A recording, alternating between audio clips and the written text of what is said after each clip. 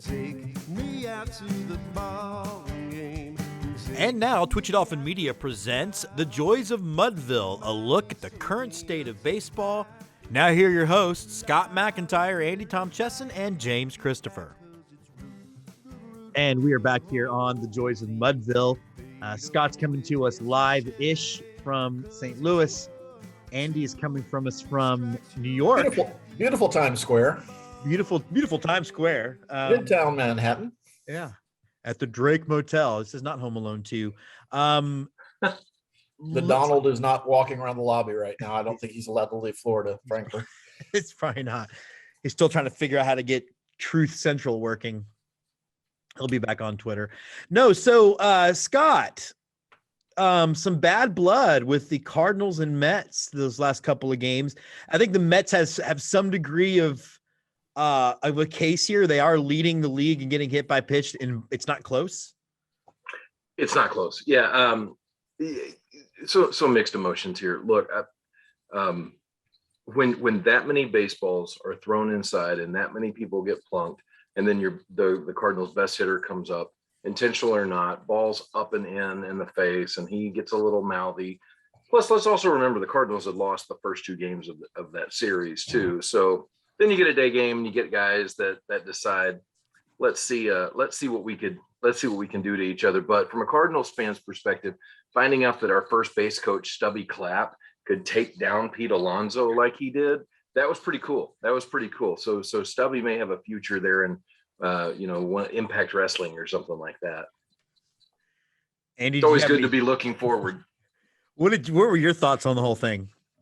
I saw a stat this morning. The Mets, as we've said, lead the league in being hit by pitches. It's right under a hit batter a game, which is by far and away in the lead so far in the year. That's like what they thought the Astros would get. Well, I was going to say that tells me that the Mets must have really, really been cheating, because I was told by the internet that that's how baseball justice worked.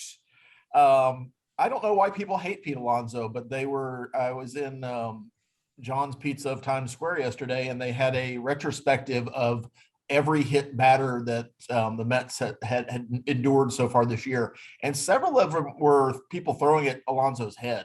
So I don't know it's not just we're throwing purpose pitches. There's a bunch of bad blood between the Mets and a whole lot of teams. And I don't really pretend to understand it.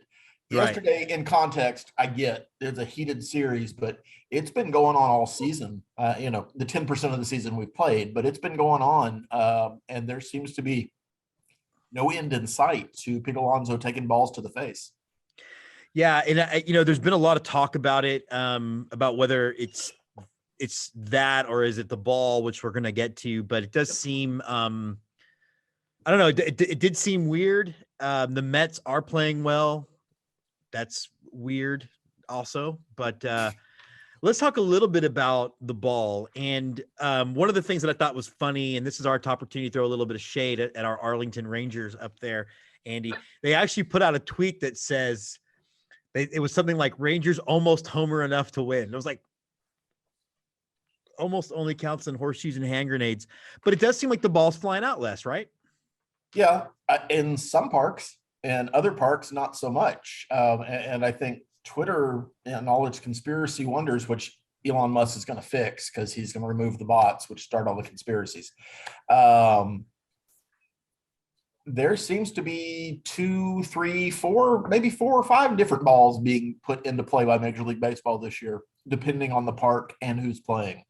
You think it's that specific? You don't think it's random? You think because the balls are flying out of Yankee If we're going to go full on conspiracy theory, sure. I want teams like the Yankees to hit a lot of home runs because that's what they do well. And I want teams that I don't like or don't care about or who don't draw enough of a national audience to not hit as much and not have as much of a chance to win every game. I don't think it's that nefarious. But I do think that there is a manufacturing issue with the ball. I think we are using some balls left over from 2021. I think we have some new balls in from 2020, new balls in for 2022. And as we've seen for the past several years, it's a slightly different ball every year. So you're dealing with a lot of loss of control. you're dealing with a lot of what is basically a reduced field type of ball, or at least that's the result of it. We saw that in the 2019 playoffs, I believe. Yeah. That was like the big instance of it. And I don't think Major League Baseball has done tinkering with it either. So I think it's some of it's a manufacturing issue, but some of it is absolutely baseball is still trying. Major League Baseball is still trying to figure out what Major League Baseball wants to be as a product 175 years in. But I think it was Chris Bassett who said that the ball can even be different from ball to ball inside the same game. Like, that can affect things. And there's multiple things to look at there. I mean, Chris Bassett said that, and then Miles Michaelis for the Cardinals came back the next day and was like, don't blame the ball for hitting people, but come on. The balls do look different. They do seem different. If an all-star pitcher of Chris Bassett's level is saying, hey, look, in the third inning, I've got laces and it feels tight. And in the fifth inning, these balls, they don't feel that it doesn't feel the same. The minute a ball hits the dirt, they take it out of play, they bring another in. So you are getting a random group of baseballs. And can that contribute? Look, I will tell you right now, the baseballs are different now than they were whenever I was at playing age, simply because of the grip. And, if people don't realize that on the ball, the laces may stick up a little bit more. And if you can get a grip, you can control that ball a lot better. But if the laces are slick and you're sliding across there, you cannot get a grip. And what do we do if the laces are out? Well, you make sure that Dan Marino gets blamed. I mean, that's what I say. But I would look at Ray Finkel if that's the case. Ray Finkel Ray Finkel may be in charge of manufacturing for all we know. Yeah. But the point is, when you're delivering a ball at 100 miles an hour and you lose just a fraction of a grip, if it comes out of that finger, that may be tiny difference here, but it's a gigantic difference 60 feet, 6 inches away. And it's why, like, most baseball players actually want pitchers to use some amount of tact. They just don't want it doing. But I want you guys to weigh in on this, and it kind of reminds me of when I found out that NFL referees were just like not paid very much.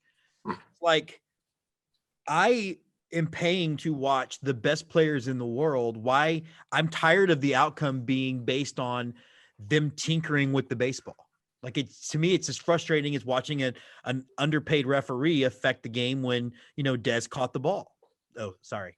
Well, Rob Manfred has said that baseball's got a lot of cost-cutting measures they have to put in place. And, one of those is buying baseballs on Amazon or Wish, depending on who has most of them in stock. And so this is just some of the, to Scott's point, and I think a lot of people who haven't played baseball at a high level don't understand this. If your little league kid has a ball that has a slightly raised seam on it, it's not going to make a big deal because they're throwing 50. You're talking about an athlete, and the better you get with your skill, the more difference a slight adjustment, a slight difference in the equipment makes. And so you're talking about guys who can throw, literally, you watched the Astros Rangers game last night, consistently throw 100-mile-an-hour pitches. That seam makes all the difference in the world, but where that ball is going to go and how well that pitcher can control where they're placing the ball. No, go ahead. I thought you were wrapping up. Go ahead. No, I mean, so if the umpire literally throws in a new ball from the bag because something scuffed or something got fouled off, and now you're throwing the exact same way with a ball whose seam is not as raised, you're going to have wildness. You're going to have Pete Alonso getting hit in the face with balls, which I hear he likes. It's just it's Major League Baseball cheaps out on weird things, and I think this is one of those things where it is a manufacturing issue because they've decided to not necessarily impart quality control the way they have in the past with their manufacturers, with their vendors. And I think to both of your points, when we're talking, when you're talking about a finely tuned athlete like these guys, they do know the difference. It's like when Tom Brady first said he didn't know whether the balls were underinflated. Bullshit. You know exactly what that thing feels like. Sure. One of the things, though, Scott, that I thought about was maybe the ball not flying any well lends a return back to the style of baseball we've been asking for forever. And Alex Bregman of the Houston Astros had a quote a couple years ago where, like right now I work on launch angle, and as soon as we go back to a line drive based game, that's what I'll do then. I mean, is that something that you could see if the ball stays like that? Will the game adapt, or will they keep trying to adapt the ball until there are more home runs? It depends, because to the point you're making earlier, in some cases the ball's jumping, right? And so if that is truly the case and they're going to a more dead ball, um, first of all, I don't think it's necessary.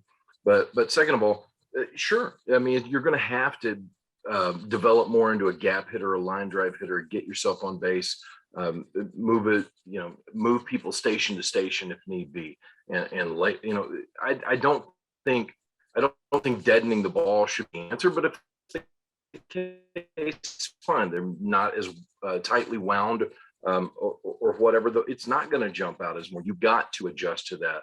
I mean, but there's something strange going on when guys are hitting 106-mile-per-hour exit velocities with 35-mile-an-hour launch angle, and it's dying at the track. When Buxton up in Minnesota hits one that's not even 100 miles per hour, and it's traveling damn near 500 feet. That's the frustrating thing, right, Andy? Right, Andy? It's the lack of consistency. We don't know what ball is happening. And to your point, the Yankee Stadium, it's flying out of there. Yeah, I mean, when the Astros benefited from it, the first game against the Rangers, Jordan Alvarez hit a ball that was 89, 90 miles an hour over the right field fence. He basically popped up and went out. And if you think there's something more boring than one true outcome or two true outcome baseball, it's baseball where everybody flies out.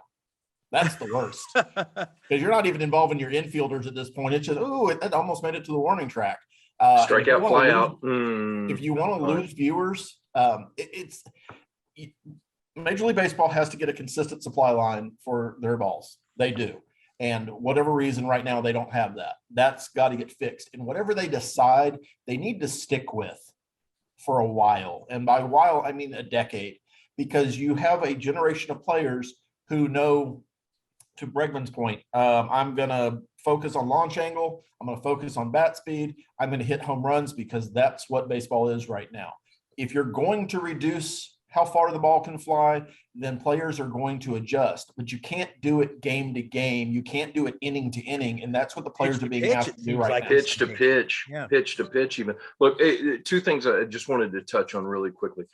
Overall, hit by pitch right now is like at a 0.42 batters per game rate, which falls in line with what we've seen from 2017 forward. So hit by pitches aren't up throughout the league, right? So something is kind of still the same, or it's not as greatly different to an extent that everybody's seeing it. Making that statement, but also want to go back to the laces on the ball of what Andy was talking about.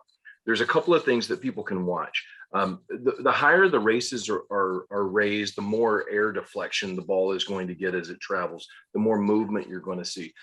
In some cases, and Jim, you made a great point earlier that we almost skipped over completely, and that's the reduction of the amount of tack that pitchers have on their fingers. We know they're being checked now.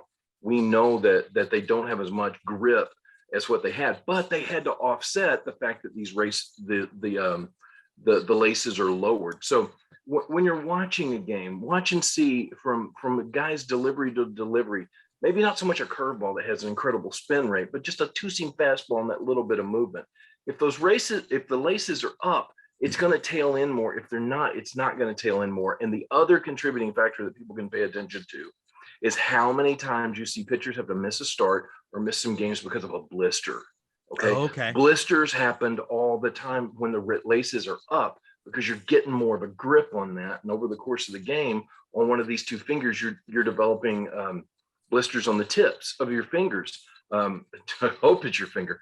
But that's not something that we see nearly as common as we did in the 80s and 90s. In the 90s, guys were missing with blisters every month. Now you don't see that as much because the laces are flat. It's just, now our skin has not evolved to the point where we're all suddenly have calluses at Right. birth. Oh, you're going to be a Major League Baseball pitcher. So, and you're never, ever going to grip a ball on the playing part here, because you can't. So that's just something to watch for. And the more that you see things like that, the more it tells you what Major League Baseball is doing with the ball, or what ball they're getting and how it's being manufactured. And the sad part is they don't tell us what's going on until after the season. They let us know, oh yeah, we use two balls. last year. Yeah, but that was because of supply chain. We won't do that again. But then funky stuff happens. They're not open about what's going on. So we're left here to guess, which is great for us because we can speculate all day and blame Rod Manfred for everything except the Ukraine invasion. But who knows? Maybe he was involved. He's an I'm oligarch. not saying it. Some people say it. I'm not saying it. But so I just trying to, watch for these little things because they do absolutely matter if they add up. Andy, do you have any final thoughts on the ball before we move on to the next topic?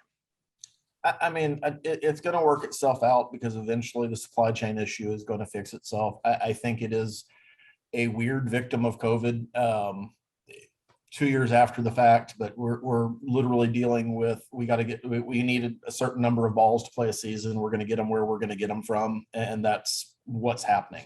And you don't know with Rawlings, how they're sourcing their materials, what formula they're using, what they've been told by Major League Baseball to do. Scott's point, we never find that information out until the season's over. Yeah. It's always curious to me that when we have things like the CBA being negotiated, this kind of stuff doesn't come up. By the way, we don't really care about things that would actually impact the player's ability to make money on the field, because if you can perform at a high level, you tend to make more money. That's how the free market works. But we're going to talk about service time instead. It's so nefarious. The other thing I wanted to touch on real quick before we get to my final sort of topic today is, the Yankee letter was released. I find it shocking that they even tried to keep it hidden, because there really wasn't a whole lot in there to confirm what we didn't already know. I guess maybe that's the difference. It's confirmation. But I thought it was a frustrating turn of events, not because I thought it was written in such a way that no matter what you believed before, you can now believe still because your proof is backed up in this letter. Yeah, I mean, it's the difference. The difference in the line up here in New York seems to be that trash cans are bad, but bullpen phones are fine. And they stopped using the bullpen phones for a while, and then they were also using the bullpen phones on the road, which isn't being talked about at all if you read the actual letter. But that's a whole, the Yankees are just they're lovable scamps, and they're just trying to get an advantage. And God love them, they barely win. So just let it be. Boys will be boys, right? Yeah, I mean, it seems like the people are trying to spin the fact that what the Astros did is worse because they were beating on trash cans, and they didn't even have to have a runner at second base to cheat. And everybody else cheated with runners at second base because they could relay that way, but the Astros figured out how to cheat better, so we don't like them as much. We have a real-time example of how quickly baseball adapts itself to whatever rules or whatever guardrails you put in place. Scott mentioned it earlier. They're checking the fingertips of the pitchers last year. You know why they're checking the fingertips of the pitchers last year? Because they didn't check the fingertips of the pitchers last year, and the pitchers figured it out after about a week. Oh, I can still put stuff on my fingertips because they're only looking at the palm of my hands and inside my belt. Oh, and my hat. But Don't look at my fingertips. They're dripping. If you're Kenley Jansen and you're going to look at my fingertips, you better give me my full warm-up clock, or else I don't know if you guys saw that, but I mean, I don't blame him. For closers coming in the ninth inning, now they're checking their fingers on the mound. Well, you have 2 minutes and 40 seconds to warm up as it is, or 2:20, whatever it is. And you're going to spend that time looking at my fingers and my arm can't get warm. Give me a break. I mean, but every team, back to the cheating piece or the Yankee letter, every team is trying to find an advantage. Baseball players are always trying to find an advantage. It is part of the DNA of the sport to legislate one level of cheating as worse or better is just silly, but it's the choice Rob Manfred made, and he made it for pretty obvious reasons. The Yankees and the Red Sox are teams that always make money and teams that we build whatever marketing plan we have around. The Astros are not. They stepped out of line. Choice is a great way to put it. And Evan Drellick had a great article in The Athletic about how everything that happened afterward is including not publicly announcing the new rule, but only privately doing it, but also choosing to not see what the Yankees did as electronic sign stealing when it easily could have been. And that might have nipped everything in the bud right then and there. Phones aren't electric, Jim. All you need is 2 cans and a wire. That's not electricity. Hey, we use It's candles. true though. Yeah. Yeah. I mean, what's really kind of funny about all this is I mean, the Red Sox cheated. They were told to stop cheating. They kept cheating. You got the Yankees tapping with their Apple Watches, guys at second base, yada yada yada. The poor fan base that's left out in the cold going, but we lose to all of these people are the Dodgers, and I do find it funny to listen to Dodgers fan try to play the sympathy card, as if they've never, they would never do anything wrong. We have no idea how many don't teams forget were there doing was an similar stuff. accusation Exactly. the Dodgers were using the massage gun on a bleacher, and I think the one thing to They also employ Trevor Bauer. They don't get any moral high ground for anything. yeah, But I they don't think pay him. the thing They too, just the only reason we know anything about what the Astros did is because when they were honest and upfront in their interview process. Well, I mean, that's a nice way of putting it. The reason we know anything about what the Astros did is because Jim Crane is not a great owner. Fair, but the end result is, even after the Rats accusation, if the Astros would have been like, he's fucking crazy, they wouldn't have done anything to them. They couldn't. Yeah, but Crane allowed the interviews to happen with the players, and he told the players, "Hey, you're going to be protected. You just need to be honest. We'll get this all cleaned up." Instead of taking the Red Sox stance, which the Red Sox, nope, you're not talking to a single one of our players. And some poor video guy took the blame for it, who I believe is working for the Red Sox again.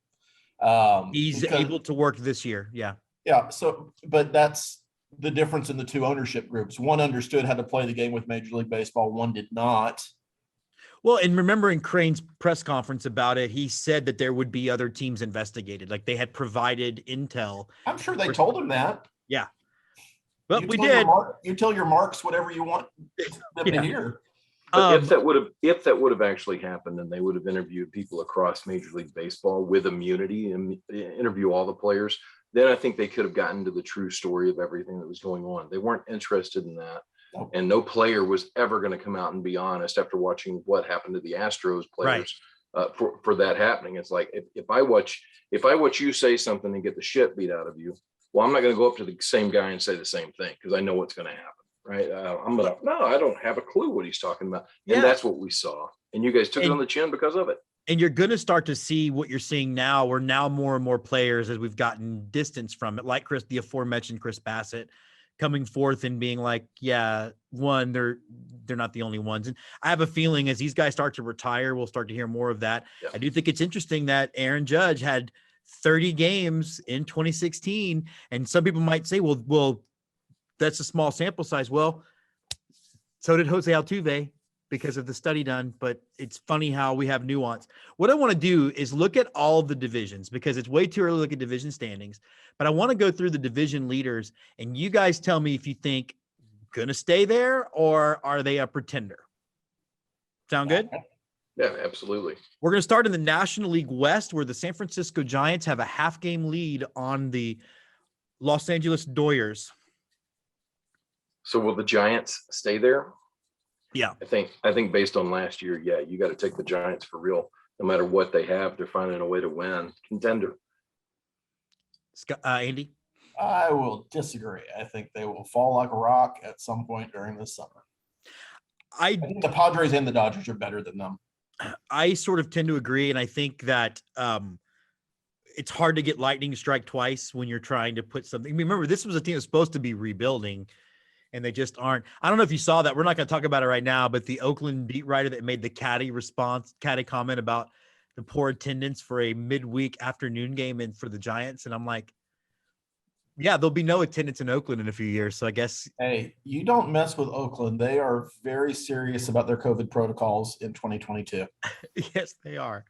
NL Central, the Milwaukee Brewers right now have a 1-game lead over the St. Louis Cardinals after Josh Hader, former Astros farmhand, by the way, gets 4 saves in 5 games. Andy, they staying or are they dropping? I think I picked the Brewers to win the division, so I'm going to stick with them.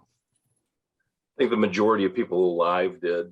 Craig Counsell gets more out of that team than any manager. Absolutely. The Brewers are real. I still have your Cardinals. I don't care. All right. Well, I'm not saying the Cardinals aren't going to give them a run, but Brewers look good. National League East, the Mets have the biggest division lead at 3.5 games over the Marlins. So, real or fake, Scott? Real, because everybody else in that division feels fake. So Yeah. they feel the least fake out of everybody in that division. So because of attrition, I've got to say, they've got a real chance of staying right there. Andy? No, I'm with the Braves. The Mets collapse. It's part of what the Mets do. It's part of their charm. It's part of why you walk into a Lids on Times Square and there's 14 rows of Yankees hats and 3 Mets hats, not rows, 3 Mets hats. I tend to think the Mets will actually stay there this year. We've been dodging the bullet of them finally putting it together, and maybe this is the year. Let's jump to the American League East, where the New York Yankees have a half-game lead over the Toronto Blue Jays. But they do have 3 teams in the division within 2 games of each other and all over 500. Andy, Yankees for real, or are you going Blue Jays? That division is going to be a bloodbath. I don't think you can make a wrong pick between the top 4 teams, but I'm with the Blue Jays. I think Yankees are going to be a wild card team because there's a bunch of wild card teams. But Blue Jays for that division. I really feel like the Blue Jays might be the best team in baseball, honestly. Scott? Yeah, no, I agree. I don't think the Yankees stay there, but it is totally feasible that every team in that division, save the Orioles, makes it to the postseason. I mean, if you're the Yankees, can you really take the best players from the Rangers and make a championship team? The Rangers couldn't. So my favorite part has been all my friends that are Yankee fans going, "What's up with Gallo?" And I comment on everyone like, "This is who he is." Yeah. We watched him 19 times a year. This is who he is. I'm say, is he over 200? You're getting a bargain. Yeah, you really are. All right, the American League Central. The fighting Andrew Nelsons, the Minnesota Twins, have a 2.5 game lead over the Chicago White Sox, who are 3 games under 500. Scott? Oh, sorry, Andrew. No way. Sorry.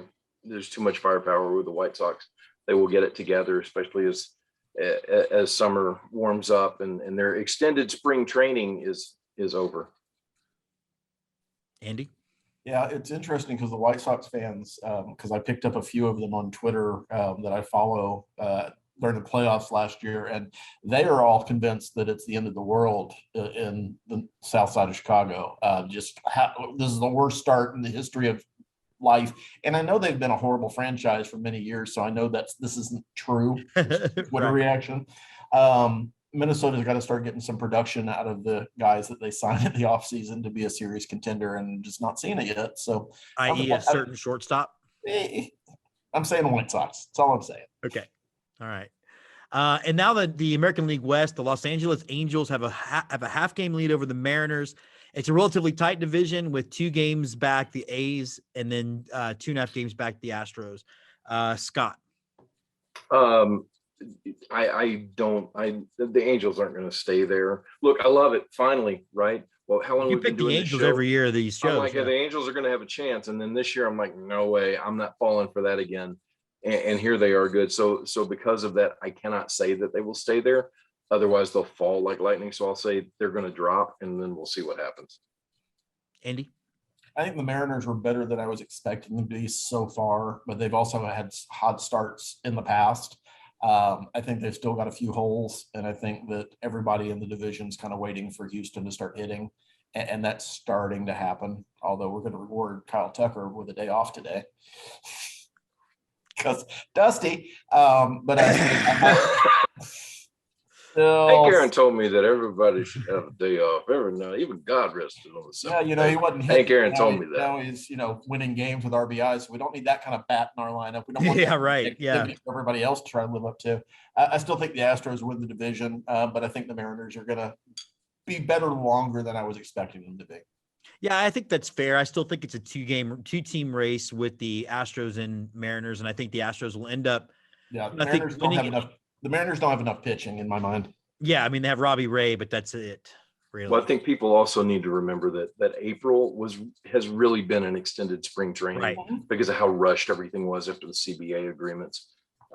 So May, it feels like it'll give you a more clearer view as to who the true contenders will be.